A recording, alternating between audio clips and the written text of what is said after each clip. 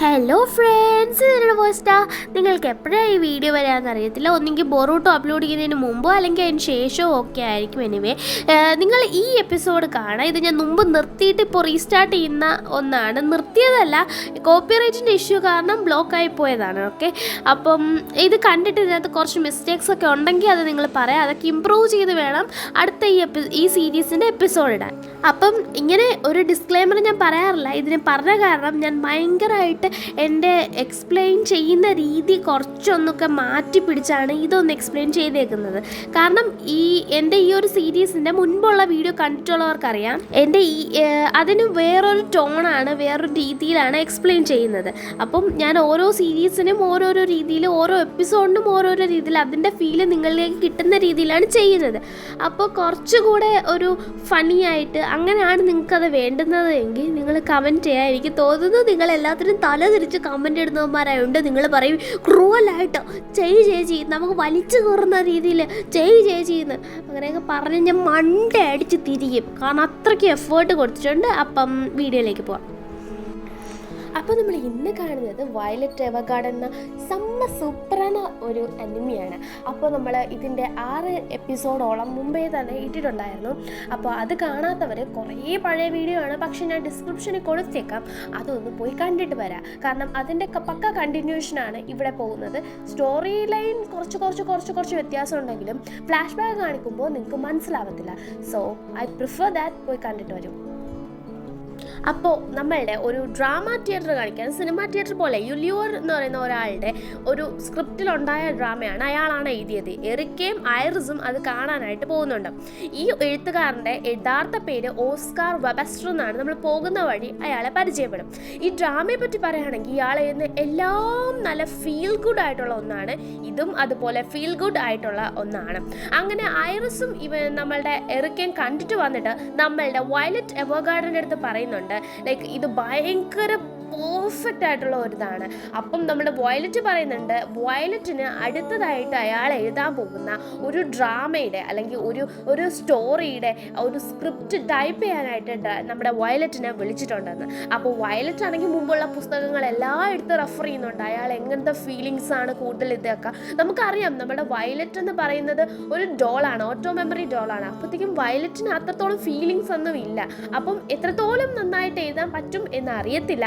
പക്ഷെ ഒരാൾ എങ്ങനെ എക്സ്പ്രസ് ചെയ്യുന്നോ അതങ്ങനെ എഴുതാനായിട്ടുള്ള ഒരു കഴിവ് വയലറ്റിനുണ്ട്. അപ്പോൾ അതുപോലെ നല്ല രീതിയിൽ പെർഫോം ചെയ്യാൻ പറ്റും എന്ന് വിചാരിച്ച് വയലറ്റ് പോവാണ്. അങ്ങനെ നമ്മളുടെ ക്ലോറിയ ഹോക്കിൻസിൻ്റെ ആ ഒരു സംഭവം കിട്ടുകയാണ്.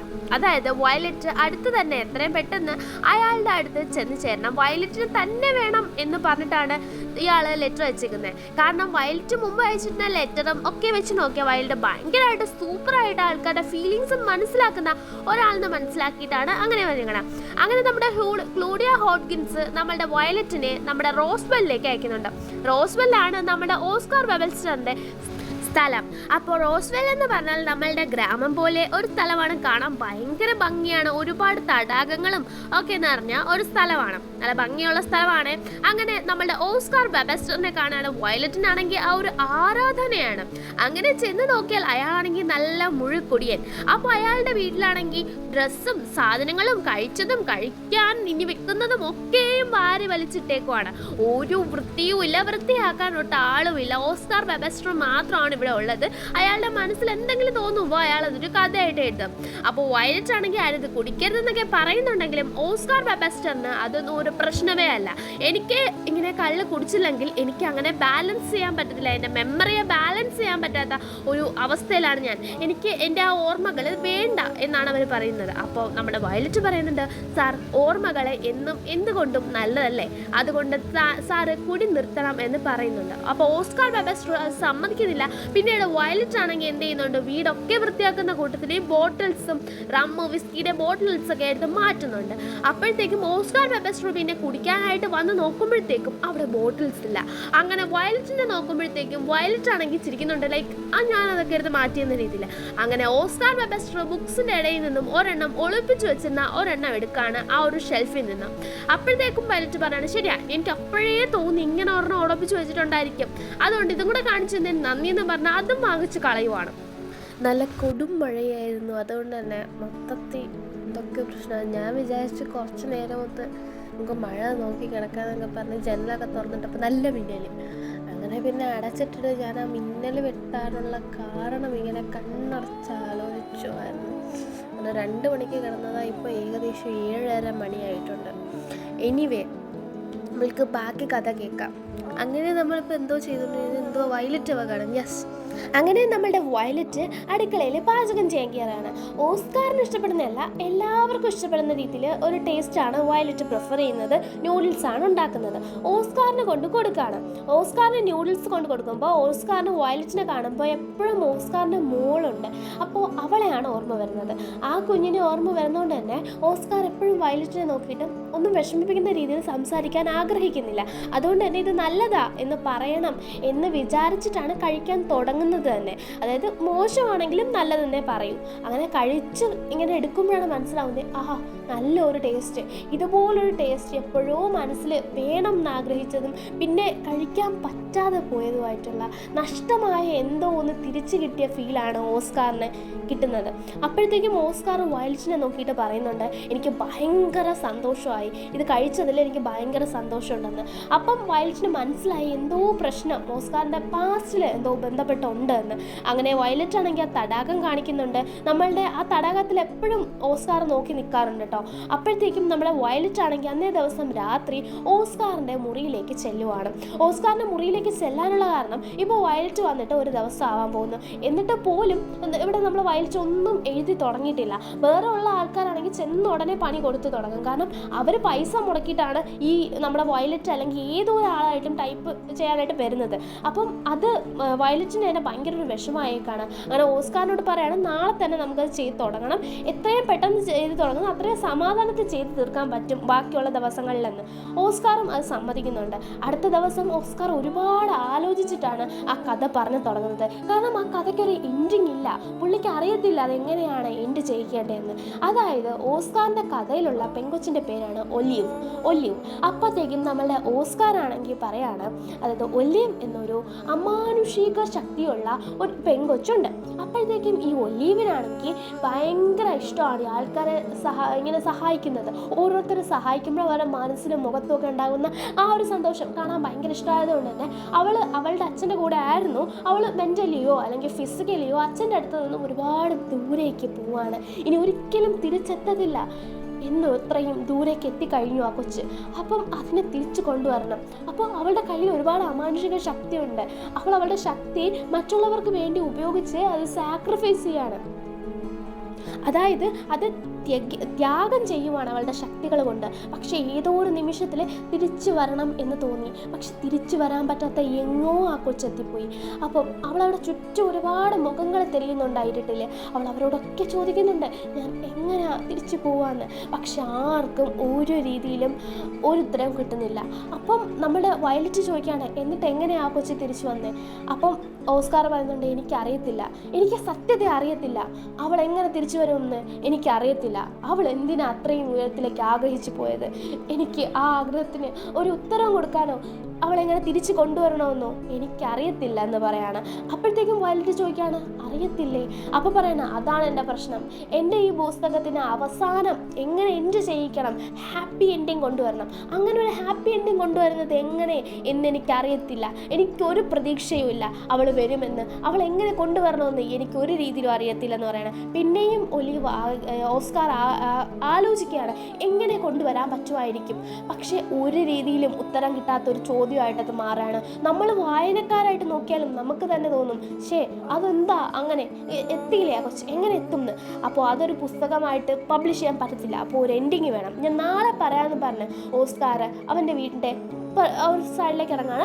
അവിടെ ഒരു തടാകം ഉണ്ടല്ലോ എപ്പോഴും നോക്കി നിൽക്കുന്നത്, അവിടെ തന്നെ വന്ന് നോക്കി നിൽക്കുകയാണ്. എന്തൊക്കെയോ ഓർമ്മകൾ ഓസ്കാറിൻ്റെ മനസ്സിൽ വന്ന് പോകുന്നുണ്ട്.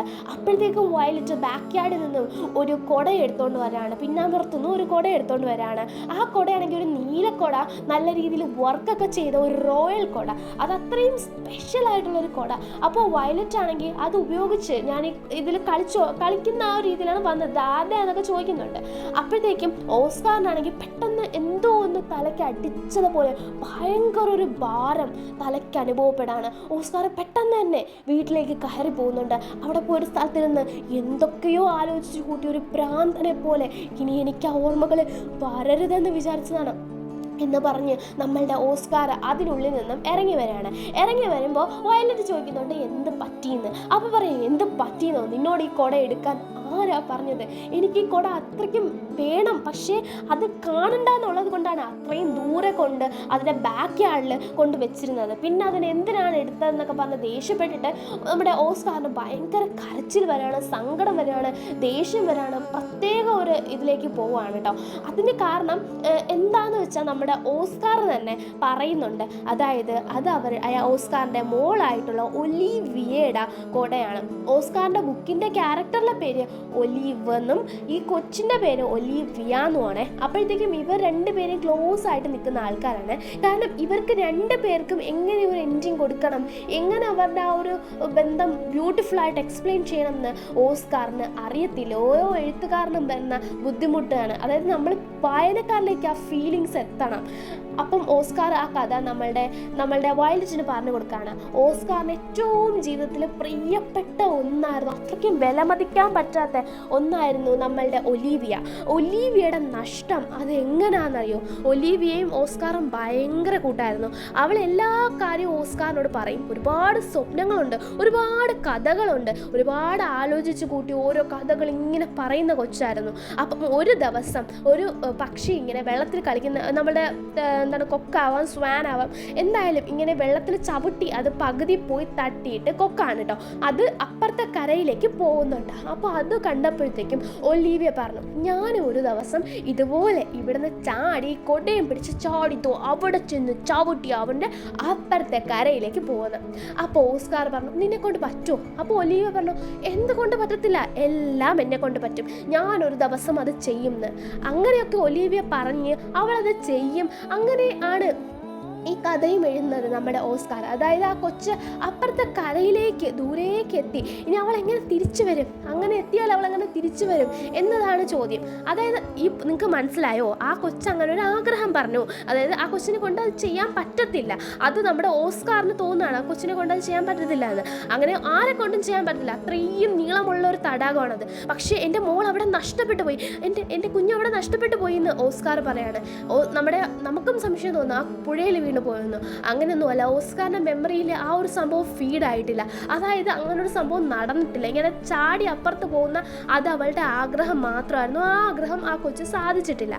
അതിന് മുമ്പേ തന്നെ ആ കുഞ്ഞ് മരിച്ചു പോയിട്ടുണ്ടായിരുന്നു. ആ കുഞ്ഞ് എപ്പോഴും പിടിച്ചിരിക്കുന്ന കൊടയാണ് ആ ഒരു നീല ഒരുപാട് വർക്ക് ചെയ്തിട്ടുള്ള നമ്മളുടെ വയലറ്റ് എടുത്തുകൊണ്ട് വന്ന ആ കൊട.